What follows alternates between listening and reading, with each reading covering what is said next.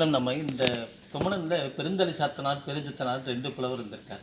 பெருந்தலை ஊர் சேர்ந்தவர் தான் பெருந்தலை சாத்தனார், அது கோபி பக்கத்துக்குன்னு சொல்கிறாங்க. பெருஞ்சித்தனார் இந்த பகுதியை சார்ந்தவர். இப்போ நாம் இங்கே பேசும்போது 2 புலவர்னு சொல்கிறாங்க. நாம் இங்கே பார்க்கும்போது ரெட்டையர்பாடின்ட்டு, ரெட்டையம்பாடி ரெட்டையர்பாடி சொல்கிறாங்க. 2 புலவர் இருந்ததாக சொல்கிறாங்க. அது பக்கத்துலேயே சிவன் கோயில் இருக்குது.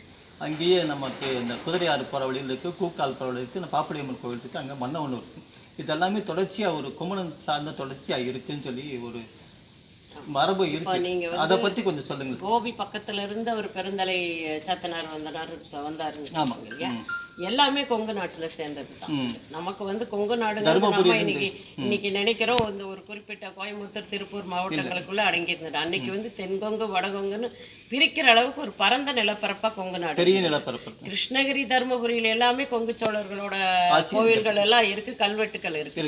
நீலகிரி வரைக்குமே கொங்கு நாடு பரவி இருந்ததுங்கிறது தான் நம்மளுடைய வரலாற்று இதுகளை பார்க்கும்போது நமக்கு தெரியுது. அந்த வகையில் கும்மணன் இது ஆரம்பிக்கும் போது அந்த புலவர் கும்மணனை தேடி வர்றாரு.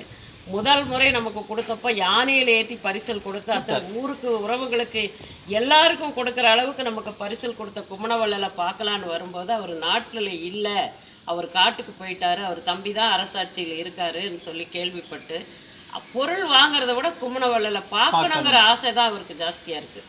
நன்றி, ஏற்கனவே அவருக்கு அவ்வளவு செஞ்சுருக்காரு, அவ்வளோ கொடுத்துருக்காருங்கிற நன்றிக்காக அவரை காட்டுக்குள்ளேயாவது நான் போய் பார்த்தே தீருவேன்னு சொல்லிட்டு அந்த காடு ஆரம்பிக்கிற இடம் இது கள்ளிவனம். அதாவது மலையும் மலை சார்ந்த இடம்தான் கும்மண மகாராஜா ஆண்ட இடம்னு சொல்கிறோம்.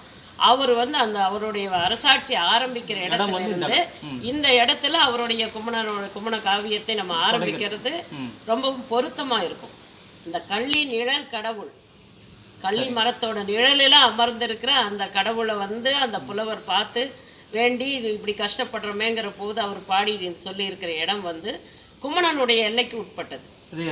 இங்கிருந்து நம்ம நீங்க சொன்ன மாதிரி மன்னவனூர் கூக்கால் அப்படின்னு மேல அந்த மலை உச்சி வரைக்கும் கும்மணன் எந்த காட்டுக்குள் போய் அவர் அஞ்ஞாத வாசம் இருந்தாரோ, எந்த இடத்துக்கு பெருந்தலை சாத்தனார் தேடி காட்டு வனத்துக்குள்ள அலைஞ்சு போனாரோ அந்த ஆராய்ச்சிக்கு இந்த இடம் தொடக்கமா இருக்கும்.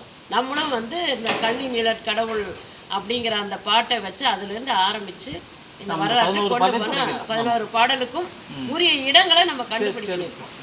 எப்படி இந்த பாடலுக்கு இந்த கள்ளி மரத்தை ஸ்தல விருஷமாக கொண்ட ஒரு இடம் இருக்குன்னு கண்டுபிடிச்சோமோ அதே மாதிரி ஒரு பாடலுக்கும் பாடலை ஊன்றி படித்து கூர்ந்து அதனுடைய பொருள் உணர்ந்து அந்த இடத்தை நாம் கண்டுபிடிக்கணும்.